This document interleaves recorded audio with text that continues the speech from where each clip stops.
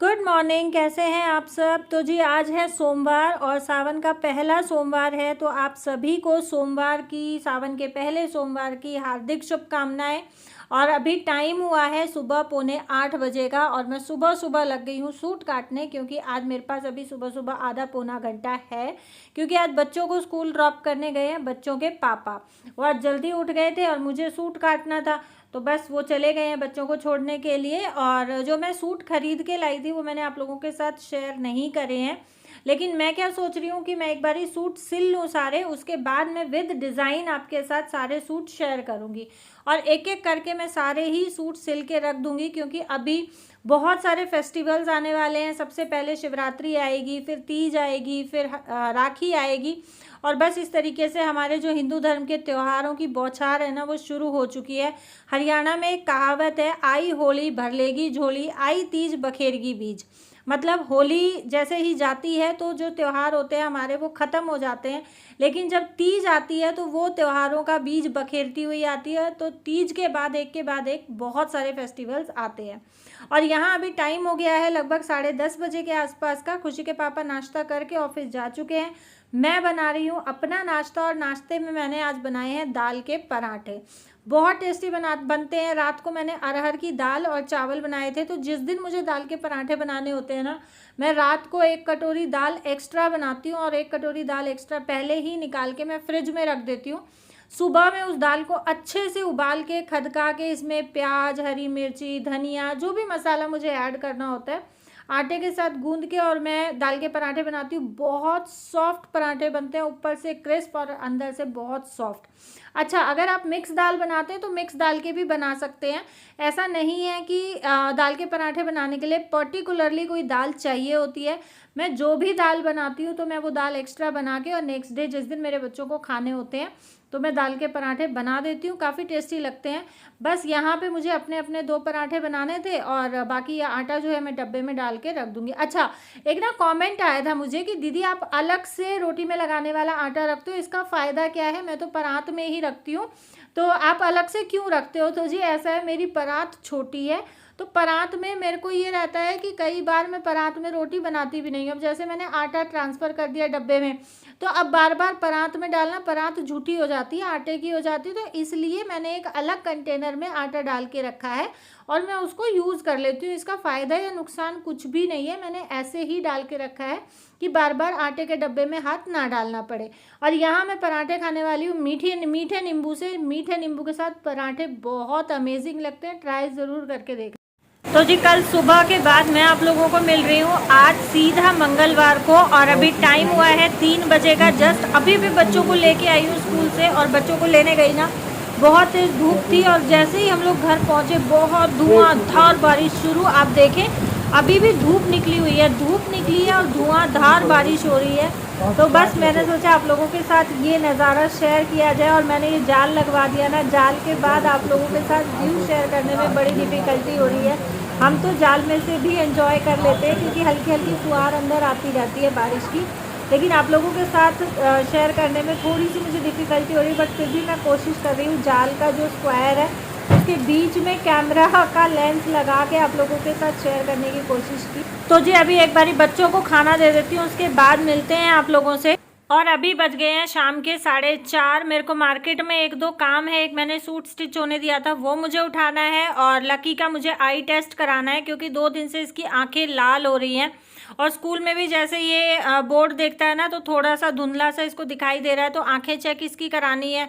अच्छा, डॉक्टर के पास मैं अभी नहीं लेके जा रही हूँ, अभी फ़िलहाल मैं लेंस कार्ट से ही इसकी आंखें चेक कराऊंगी।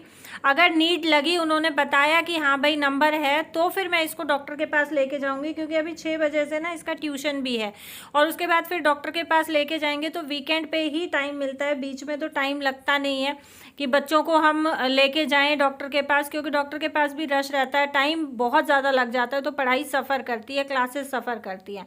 तो बस इसी वजह से हम लोग अभी लेंस कार्ट आए हैं, और यहाँ पे बस ये इसका आई चेकअप की बुकिंग हम लोग करा रहे हैं। फ़ोन के थ्रू ही ये लोग बुक करते हैं, इनका अपना कोई सिस्टम है।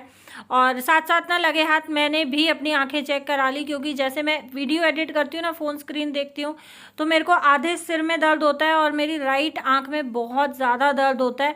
कभी ये होता है कि लेफ़्ट हैंड साइड पे सिर में दर्द हो रहा है तो लेफ़्ट आंख में दर्द होता है। तो बस मेरे को भी आंखें चेक करानी थी। पहले लकी की कराई और उसके बाद फिर मैंने भी अपनी आंख चेक करा ली और मेरा थोड़ा सा हल्का रीडिंग नंबर बढ़ा हुआ है, तो मैंने तो बस यहीं से चेक करा के यहीं पे चश्मा बनना दे दिया अपना।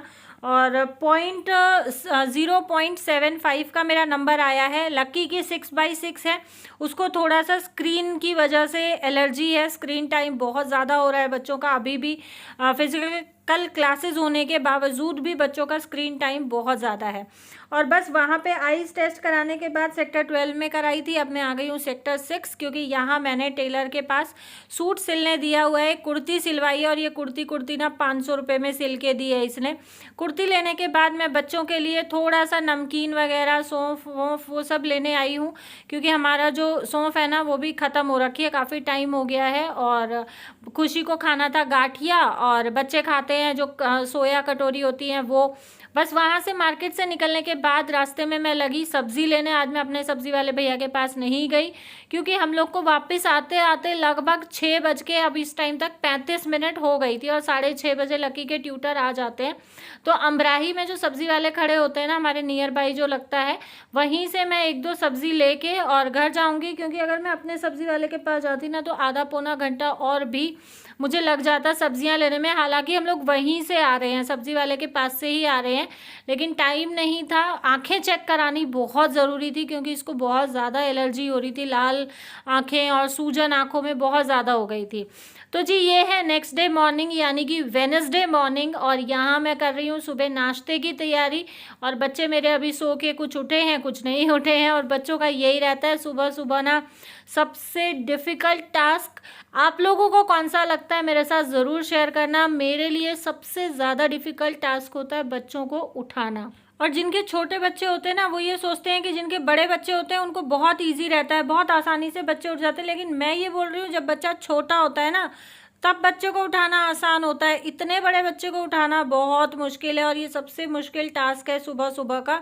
जब हम लोग गांव में रहते थे ना, मेरे बच्चे 5:30 बजे उठ जाते थे, क्योंकि 6:15 बजे 6:30 बजे तक इनकी कैब आ जाती थी। एक बच्चे को मैं उठाती थी 5:15 बजे, दूसरे को उठाती थी मैं 5:30 बजे। तो 1 घंटे में ये है कि दोनों बच्चे रेडी हो जाते थे। क्योंकि लक्की छोटा था तो लक्की को मुझे नहलाना होता था। जिस दिन खुशी का सिर धुलता था तो खुशी को मैं नहलाती थी, बाकी खुशी अपने आप रेडी हो जाती थी। और अब क्या है, अब इनको 7:45 बजे 7:30 बजे स्कूल के लिए निकलना होता है। तो अब ये उठते हैं 6:15 6:30 7:45 तक भी ये लोग उठते हैं। बहुत मुश्किल हो जाता है। एक पैर रसोई में रहता है, एक पैर बेडरूम में रहता है। एक बार इनको उठाओ, फिर नाश्ता बनाओ, फिर उठाओ, फिर मेरा आधा काम सफ़र करता है बच्चों को उठाने के चक्कर में। और बस आज मैं बनाने वाली हूँ तोरी। तो यहाँ मुझे ना किचन में बहुत गर्मी लग रही थी। बेडरूम में मैं अपना सारा सब्जी वब्जी लेके आ गई और एसी में बैठ के मस्त मैंने काटी है। और अब मैं आ गई हूँ छौंकने के लिए। आज मैं बनाऊंगी कढ़ाई में, आज कुकर में मेरे को नहीं बनाना है, क्योंकि बीच में जो मेरी दूसरी काम वाली आई ना, उसने मेरा नया वाले कुकर की भी बैंड बजा दी, ढक्कन शायद गिरा दिया है। तो कुकर में कल परसों चावल जल गए थे, कल रात को खिचड़ी जल गई थी। तो बस कुकर मेरे को चेक कराना पड़ेगा, नया वाला भी, उसमें से शायद हवा निकल रही है, प्रेशर बन रहा है। सीटी भी आई है खिचड़ी में तो 2, लेकिन उसके बावजूद भी खिचड़ी जल गई। मुझे नहीं समझ में आया कैसे जली है। तो तोरी मैं कढ़ाई में ही बनाने वाली हूँ। बस छौंक मैंने तैयार कर लिया है, प्याज में नहीं डाल रही हूँ। और जब तक टमाटर गलेंगे तब तक मैंने सुबह उठते ही मशीन लगा दी थी, तो मैं फैला लूँगी ये कपड़े।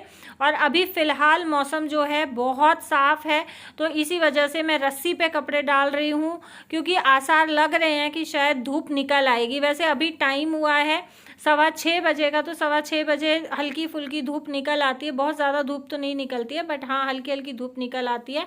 और हवा काफ़ी अच्छी चल रही है। आज बाहर ना बीच बीच में हवा चल रही है, काफ़ी अच्छी हवा चल रही है। मौसम काफ़ी अच्छा हो रखा है। आप लोगों के यहाँ मौसम कैसा है, कमेंट बॉक्स में कमेंट करके ज़रूर बताना। और कैसे हैं आप लोग, बारिश कैसी हो रही है, कितना बारिश को एंजॉय कर रहे हैं, प्लीज़ मेरे साथ ज़रूर शेयर करना। यहाँ जो है मसाला मेरा लगभग भुन चुका है और अब मैं इसमें डाल दूँगी तोरी। तोरी डालने के बाद अच्छे से इसको मिक्स करेंगे। मिक्स करने के बाद इसमें मैं थोड़ा सा पानी डालूंगी, क्योंकि घिया और तोरी ना मैं थोड़ा सा रस्से वाली बनाती हूँ, मैं सूखी घिया तोरी नहीं बनाती हूँ क्योंकि मेरे घर में कोई खाता भी नहीं है। और इसमें मैंने डाल दी है कश्मीरी लाल मिर्च, जिससे कलर थोड़ा सा अच्छा आएगा। घिया तोरी की सब्ज़ी हल्की सी लाल होती है ना, तो बच्चे बहुत खुश होकर खा लेते हैं। हरी हरी पीली पीली सब्ज़ी होती है तो मेरे बच्चे नहीं खाते हैं, तो इसलिए मैं हल्की सी उसमें लाल मिर्च डाल देती हूँ। तो जी बस सब्जी पक रही है, तब तक मेरे जो बाकी के कपड़े बचे हुए थे मैं इनको भी फैला दूंगी। और यहाँ पे देखें आप, सब्जी मेरी है ना लगभग 50% तक पक गई है। इसको मैंने वापस से ढक के रख दिया है और इसमें मैं बीच बीच में इसको मिक्स करके देख रही थी। पानी मुझे लगा कि कम हो गया तो मैंने इसमें और पानी डाल के ढक के मंदी गैस पे रख दिया है। आटा भी मैंने बीच में ही लगा लिया था, क्योंकि मेरे को यही रहता है ना, जब बीच में थोड़ा थोड़ा टाइम बचता है ना, टाइम मिलता है तो मैं छोटे मोटे काम निपटाती रहती हूँ अपने। मैं एक साथ सारा काम नहीं एकदम से इतना बर्डन सिर पे लेती हूँ कि बहुत ज़्यादा टेंशन हो जाए, बहुत ज़्यादा बिजी हो जाए, तो थोड़ा थोड़ा मैं करती रहती हूँ। मैंने आटा लगा दिया था, अभी चिकना हाथ लगा के मार के और रख दिया, और साथ साथ में सेक दूंगी रोटियाँ। तो बस बच्चे रेडी होंगे तब तक मैं रोटियाँ बना के रख दूंगी, और अगर बच्चे साथ साथ रेडी हो गए तो साथ साथ नाश्ता कर लेंगे। बच्चे साथ साथ रेडी नहीं हुए तो मैं बच्चों की रोटियां बना के नाश्ता लंच बना के और मैं पैक करके रख दूंगी। जैसे ही बच्चे फ्री होंगे अपना नाश्ता लेके और नाश्ता कर लेंगे, मैं तब तक अपना एक आधा काम और निपटा लूँगी, क्योंकि आज से जो मेरी काम वाली है वो 3 से 4 दिन के लिए जा रही है छुट्टी पे, वो हरिद्वार घूमने जा रही है। और बच्चों को आज तोरी की सब्जी के साथ खाना था पराठा, तो मैं बना रही हूँ पराठा। और मैं ना बच्चों के लिए शेप चेंज कर करके बनाती रहती हूँ, कभी 4 कोने का, कभी 5 कोने का, कभी 3 कोने का। तो बच्चों के लिए मैं अलग अलग शेप के पराठे बनाती रहती हूँ, तो इससे है ना बच्चों का भी मूड थोड़ा सा अच्छा रहता है, बच्चों का टेस्ट थोड़ा सा चेंज हो जाता है कि ट्रायंगल पराठा है, स्क्वायर पराठा है। और बच्चे चाहे देखें छोटे हों या बड़े हों या फिर हमारे जैसे अडल्ट हों, तो उनको भी थोड़ा सा शेप चेंज हो जाती है ना, तो उसमें टेस्ट में फ़र्क आ जाता है, तो थोड़ा सा अच्छा लगता है कि हाँ आज कुछ डिफरेंट हुआ है। तो बस यही चीज़ है। अच्छा, मुझे ना कमेंट्स आ रहे थे कि आप बच्चों को घी में पराठे बना के देते हो, तो स्कूल में लंच टाइम तक तो बच्चों के पराठे टाइट हो जाते होंगे, क्योंकि घी के पराठे जम जाते हैं, घी जम जाता है। तो जी ऐसा है, गर्मियों में घी नहीं जमता है। जो घी के पराठे टाइट होते हैं वो सर्दियों में होते हैं, गर्मियों में घी के पराठे टाइट नहीं होते हैं। और हम लोग ठहरे भाई जाट जमींदारों के बच्चे, तो हमारे यहाँ घी के बिना काम नहीं चलता है। सर्दी हो या गर्मी हो, हम लोग घी में ही पराठे बनाते हैं। हमारे घर में देसी घी के ही पराठे बनते हैं, तेल के पराठे कोई भी नहीं खाता है।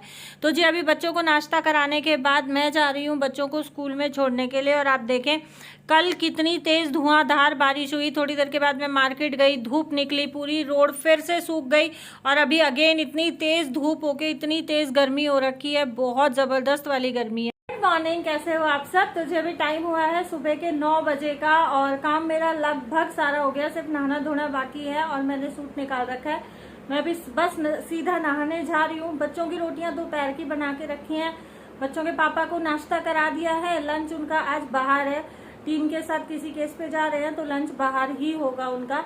और बच्चों का दोपहर का अभी से इसलिए बना के रख दिया क्योंकि आज मेरे को मम्मी के साथ यानी मेरी मदर इन लॉ के साथ कहीं काम से जाना है। तो बस अभी मैं रेडी होके निकलूंगी घर के लिए, और फिर वहां से हम लोग जाएंगे। और गर्मी इतनी ज़्यादा हो रही है ना, बहुत गर्मी हो रही है, मतलब किचन में काम करना ना इम्पॉसिबल हो रहा है। ऐसा लग रहा है बस पूरे दिन की एक साथ करके रख दो, दोबारा किचन में घुसना ना पड़े, इतनी गर्मी हो रही है। बारिश होती है, थोड़ी सी देर होके रह जाती है, थोड़ी सी देर बरस के रह जाता है, और दुगनी घोट हो जाती है। अभी भी बाहर इतनी तेज धूप हो रखी है, सुबह बारिश का मौसम था, हवा चल रही थी, लेकिन अभी सेम धूप इतनी तेज, बहुत तेज वाली, जो ह्यूमिडिटी हुमस होती है ना, उसको हमारे यहाँ घोट बोलते हैं। तो जी फटाफट से मैं एक बार रेडी हो लेती हूँ। पहले मैं आप लोगों को सूट दिखा देती हूँ मैं कौन सा पहनने वाली हूँ। और लास्ट टाइम भी जब बर्थडे सेलिब्रेशन के लिए गए थे, मैंने यही वाली ड्रेस पहनी हुई थी। बहुत सारे कमेंट्स आए थे कि दीदी आपने सिर्फ प्रेस करते हुए दिखाया, पहन के आपने ड्रेस अप होके नहीं दिखाया। तो मम्मी के यहाँ से हम लोग गए थे ना, शायद दिया मन्नू का बर्थडे था, दिया का नवंबर में आता है। तो मैंने चुन्नी नहीं ली हुई थी, इसलिए मैंने आप लोगों के साथ फुल लुक शेयर नहीं किया था। लेकिन आज मैं आप लोगों को पहले अभी भी दिखा देती हूँ, और मौका मिला तो मैं बाद में भी आप लोगों को रेडी होने के बाद फुल लुक दिखा दूंगी। तो जी वही सूट है जो परसों मैं सिल रही थी काट के। इसमें नीचे इस तरीके का बॉर्डर है और पूरे में ना सीक्वेंस का काम है। और ये मेरा आज का वीडियो 3 दिन का वीडियो है, ये बीच में इसमें प्रिंट है, गला मैंने गोल बनाया है। इसकी बाजू में मैंने डिज़ाइन डाला है, वो मैं आपको दिखा देती हूँ। तो बाजू में ये मैंने इस तरीके का ना चुन्नट वाला डिज़ाइन डाला है। बाकी मैं पहनने के बाद आपको दिखाऊंगी कि ये किस तरीके का लगेगा डिज़ाइन। और इसकी ये जो टाई पट्टी है ना, इसमें 2 बटन थे, हालांकि इसमें 3 थे, एक तो कटिंग में निकल गया, नीचे 2 बचे थे। मुझे बटन कुछ खास पसंद नहीं आया तो मैंने ये ऊपर वाला निकाल दिया। और इसके नीचे है ये प्लाज़ो, ये मैंने फुल फ्लेयर प्लाज़ो बनाया है, जो स्कर्ट वाला पैटर्न होता है उस तरीके से। और आज का वीडियो मैं यहीं पे एंड कर रही हूँ। मिलूंगी आप लोगों से कल, क्योंकि वीडियो बहुत लंबा हो गया। इसी के आगे से वीडियो कंटिन्यू रहेगा।